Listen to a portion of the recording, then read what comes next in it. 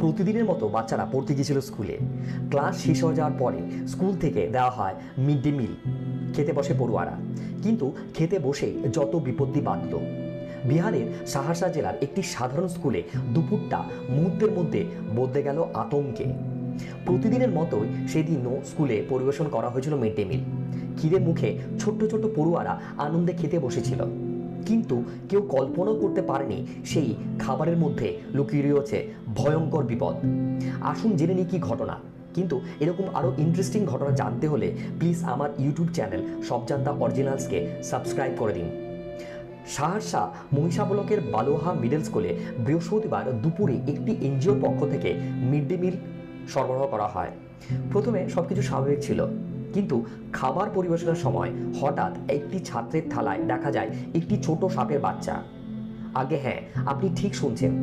মুহূর্তের মধ্যে স্কুল জুড়ে ছড়িয়ে পড়ে আতঙ্ক। এর কিছুক্ষণ পর থেকেই একের পর এক পড়ুয়া পেট ব্যথা, বমি ও অসুস্থতার অভিযোগ করতে শুরু করে। পরিস্থিতি এতটাই ভয়াবহ হয়ে ওঠে যে অল্প সময়ের মধ্যে শতাধিক শিশু যন্ত্রণায় কাতরাতে থাকে। খবর পেয়ে স্কুল কর্তৃপক্ষ দ্রুত পুলিশ ও স্বাস্থ্যকেন্দ্রে যোগাযোগ করে। পুলিশ প্রথমে নিজেদের গাড়িতে করে কয়েকজন শিশুকে স্থানীয় স্বাস্থ্যকেন্দ্রে নিয়ে যায়। পরে একের পর এক অ্যাম্বুলেন্স এসে অসুস্থ শিশুদের হাসপাতালে ভর্তি করে। গুরুতর অসুস্থ কয়েকজনকে পরে সদর হাসপাতালে ভর্তি করানো হয়। হাসপাতালের বাইরে তখন উদ্বিগ্ন অভিভাবকদের ভিড়, কান্না আর আতঙ্কে ভারী হয়ে ওঠে গোটা এলাকা। ঘটনার পর জেলাশাসক পুরো বিষয়টি তদন্তের নির্দেশ দিয়েছেন এবং যে এনজিওর পক্ষ থেকে বিভিন্ন স্কুলে মিড ডে মিল সরবরাহ করা হয় তাদের রান্নার কেন্দ্রেও তদন্তকারী দল পাঠানো হয়েছে। কিভাবে খাবারের মধ্যে সাপ এলো তা নিয়ে উঠেছে একের পর এক প্রশ্ন।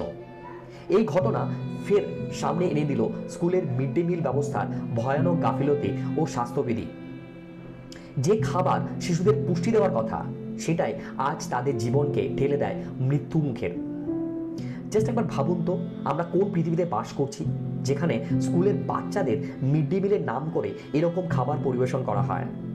কয়েক মুঠো ভাত আর একটুখানি সবজি, এই তো সামান্য খাবার, কিন্তু সেই খাবারই যখন বিষক্রিয়ায় পরিণত হয় তখন পুরো ব্যবস্থাকে নতুন করে খতিয়ে দেখা অত্যন্ত জরুরি হয়ে পড়ে। এই বিষয় নিয়ে আপনার কি মতামত কমেন্টে অবশ্যই জানান আমাকে।